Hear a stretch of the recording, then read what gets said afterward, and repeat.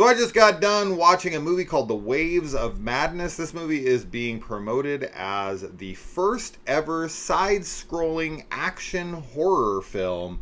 And this is being brought to us by writer, director, actor, editor, the whole gamut of every damn thing you could possibly do for the film. Jason Trost, who made the FP series, which I had heard of, but I've never seen them. And now knowing that there's 4 of them, and after having seen this film, I am definitely interested in them, as well as a movie called All Superheroes Must Die.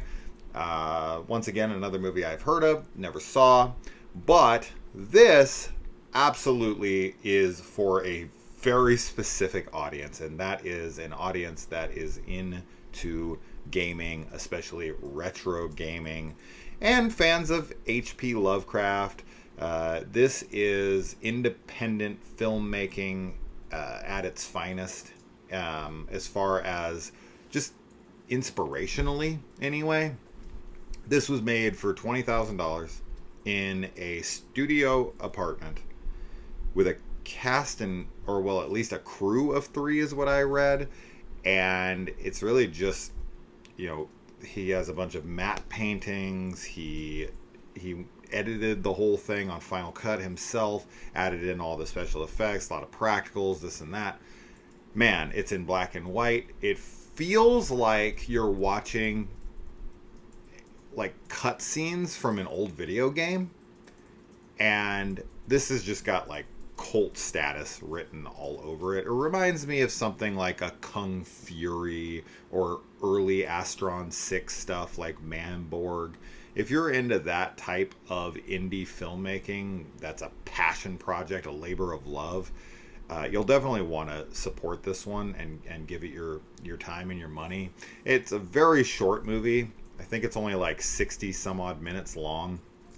But that being said, it does have a massive post-credit sequence, so make sure you stick around for that as they tease the next film in this hopeful franchise. I would assume that is the intention, is to turn this into, a franchise, knowing that he made 4 films in a Dance Dance Revolution kind of parody film is what the FP looks like, and there's 4 of those things.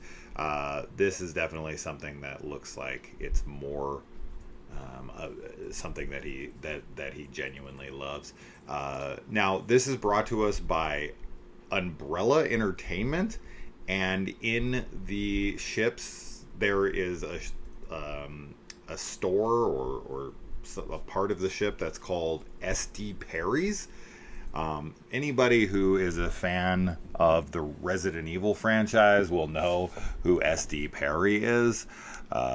He wrote the Resident Evil books.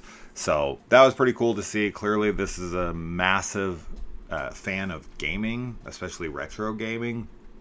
And he set out to make a very unique film that harkens back to the old games that we grew up on. And overall, I quite enjoyed the film. I just kept looking at it as a film fan, as a wannabe kind of independent filmmaker who just loves people who don't make excuses and just have these wild visions and say, you know what? Even though I don't really have the means to do this, I'm just going to figure out how to. And I always feel inspired by that. And I think that this one is pretty damn successful aesthetically. He plays the main character here, who is this agent that's sent into a distress call from this cruise ship. He goes on board and he finds that the crew and people on board have all been killed off by some monstrous creatures. Very, very Lovecraftian in the creature design and the horrors within. As far as the characters go, they're purposely kind of one-dimensional, and this is very much a gimmick film, so you're not going to get a lot out of the story and the characters. That's not really what this film's trying to accomplish. I'm glad the film is shorter, and I do hope in the next film we ramp things up a bit in the character development and the interactions with the characters, because they do feel fairly one note at times. So that is an area where I hope they work on it in the future film. But I still was entertained by this.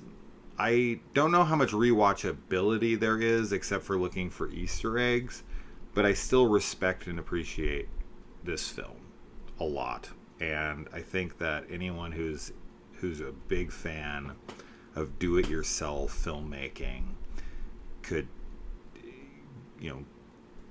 gain a lot from watching this, just as an inspirational type of thing. So yeah, I think this is pretty damn successful for what it's trying to accomplish. This is clearly that passion project, and I love to see it. So while I don't love the movie, and I really, really wish I loved this more, I love that it exists. I love that Jason Trost and company had a vision and was able to put it on screen, and that they're working on another one, and that they are just going to continue to make stuff outside of the studio system, that they love what they do, and they're not gonna just sit around and wait for their moment to come. They're gonna seize the moment and make it a reality, which is just, it's just great. So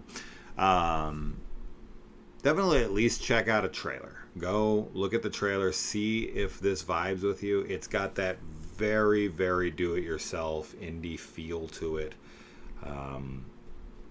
but I think they accomplished exactly what they set out to accomplish. I think they made the exact film that they wanted to, and they should be proud of it. If you're somebody who really enjoyed a movie like last year's beloved Hundreds of Beavers, it kind of has that feel to it, where there's a lot of like green screen and matte work and characters that are just working against like these kind of these non-sets that are just added in post. But just as I said, I'm just saying the same thing over and over. It's just this passion project. I feel very strongly about supporting a film like this, even though I don't love it. I just hope that they're able to improve upon their material in the next one, so that's one I can love. But for now, I'm still impressed, and I very much look forward to the next entry in this. It does say what that is in the end. I won't spoil it, so you guys can see the title reveal. But yeah, I'm a fan. I'm a fan, and I recommend it. It's pretty cheap to rent, and you should support it. So let me know if you watch it, and I'll see you in the comments. Adios.